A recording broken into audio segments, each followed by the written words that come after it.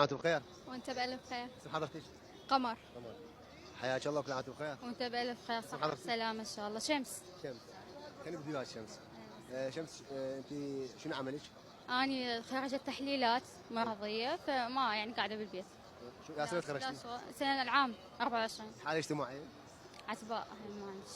اليوم موضوع حلقتي يتحدث عن العوائل العراقية في السابق وفي الحاضر، انه بالاعياد تغيرت العادات والتقاليد حتى الطقوس. اكيد تغيرت العام، يعني قبل كانت الطقوس احلى بهوايه، يعني من ناحيه الاقارب اي اكيد تتغير سنه على سنه، ومن ناحيه يعني الاقارب الجيران الاصدقاء، من كل شيء تغيرت العيد. هذا شنو؟ قلم. تجارية؟ ايه. جرتك قد 100%؟ اي اكيد 100%. هذا قلم تكتبين رسالة لشخص اذاك بحياتك، شنو مضمون الرسالة حيكون؟ بس كون ما تذكرين اسمه. ما عندي شخص اذاني بحياتي. ماكو. ماكو شخص. لا ماكو. ماكو ابدا. لا ماكو. تعرفين تمثلين؟ لا، بعيدة عن هذا لا مو تمثيل، تمثيل بسيط.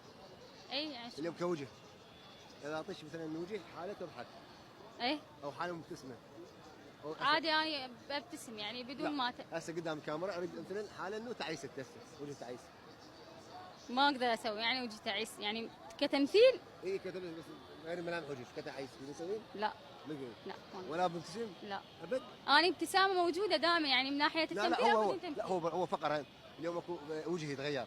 اي صح. مثلا حال وجهك غيري مثلا خليه بيبتسم. تسوي؟ هسه انا مبتسمه دائما يعني. حزين. ما اضحك يعني. عصبي.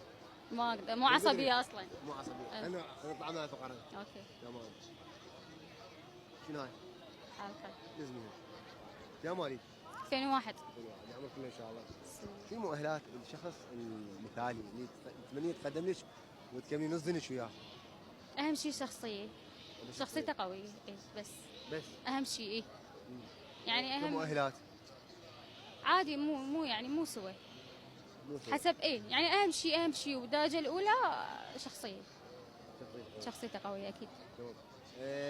اكيد كل انسان يقدم له بعض الاشخاص. بس احنا هذا الموضوع ما نتطرق له غير الموضوع. اعطينا حلقه. اكبر كذبه كذبتيها بحياتك شنو؟ بس بصراحه هالشيء. اوكي يعني قصدك على منو كذب يعني؟ كذبت كذبه بحياتك حدنا انه كذبه ببالك بس راح تحكين بها قدام قناتنا عراق. اي صح. ليش كذبت؟ والله ما يعني ما تجي ببالي هسه. كم كذبه كذبتي؟ الكذبه كذبتيها بدا احد ببالك. ما ادري. لا. اليوم نرجع للموضوع انه منو عندك